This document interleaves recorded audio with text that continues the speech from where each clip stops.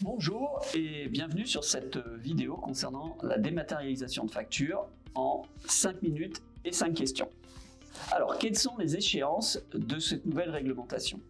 Deux dates à retenir. La première, septembre 2026. À cette date, toutes les entreprises, quelle que soit leur taille, devront avoir une plateforme pour réceptionner les factures. Les plus grosses, c'est-à-dire les entreprises qui ont un effectif supérieur à 250 personnes ou qui font plus de 50 millions de chiffre d'affaires, ces entreprises-là devront aussi émettre leurs factures.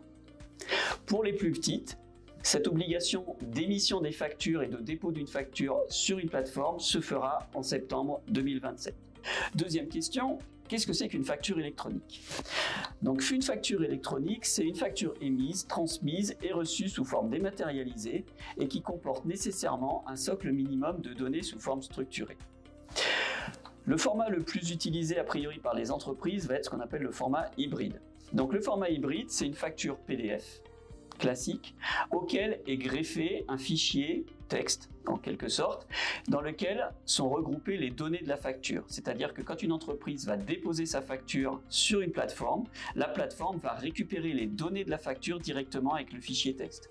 Par contre, il reste encore un fichier PDF pour qu'un humain en quelque sorte puisse lire la facture.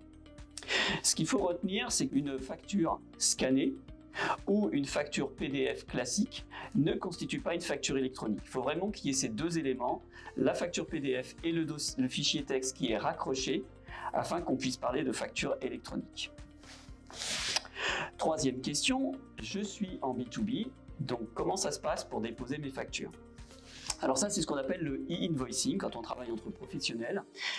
Et du coup, comment ça va se passer? Vous allez avoir une entreprise ici, vendeuse, qui va déposer sa plateforme sur une plateforme de dépôt partenaire, ce qu'on appelle un PDP.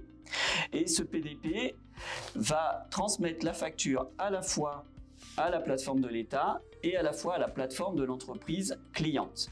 Et cette entreprise cliente va, elle, venir récupérer la facture sur la plateforme qu'elle a choisie. Donc il va y avoir une circulation de la facture électronique entre la plateforme de dépôt de l'entreprise qui vend, la plateforme de l'État et la plateforme de l'entreprise qui achète. Donc ça, c'est quand on travaille entre professionnels. Je suis en B2C, comment ça se passe? En B2C, on va parler de e-reporting, c'est-à-dire que l'entreprise, elle va être obligée de déposer son chiffre d'affaires, de déclarer son chiffre d'affaires sur la plateforme de l'État, suivant une périodicité qui va dépendre de son régime fiscal. Pour les entreprises les plus grosses, ce sera tous les 15 jours. Pour les entreprises les plus petites, par exemple les micro-entreprises qui sont en franchise de TVA, elles, ce sera tous les 2 mois. Mais il y aura cette obligation de venir déclarer sur la plateforme de l'État le chiffre d'affaires réalisé avec les particuliers ou les entreprises non assujetties, si on travaille notamment avec des entreprises qui sont hors zone euro. À partir de là, il y a une obligation donc, de déclarer. C'est ce qu'on appelle le e-reporting. Comment se préparer? D'ici septembre 2026, toutes les entreprises vont devoir choisir une plateforme de dépôt pour qu'elles puissent, pour les plus grosses, recevoir et déposer les factures et pour les plus petites entreprises, aller chercher les factures de leurs fournisseurs. Après, elles ont 1 an pour se préparer et pour pouvoir déposer les factures. Donc ça peut passer pour les plus petites entreprises par l'installation d'un logiciel, par la mise à jour d'un logiciel existant, par le fait de se rapprocher de leur comptable, de leur banque, etc. Tout prestataire qui va leur proposer la dématérialisation de factures. À elles d'étudier un petit peu le marché, de voir s'il y a des solutions qui sont plus intéressantes que d'autres. Et en septembre 2027, les entreprises devront, à ce moment-là, quelle que soit leur taille, déposer et recevoir les factures.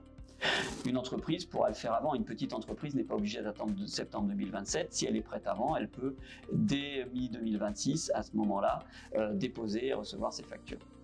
Voilà, j'espère que ces informations vous ont été utiles, que vous y voyez un petit peu plus clair dans la dématérialisation de factures. Et nous vous donnons rendez-vous bientôt pour une nouvelle vidéo.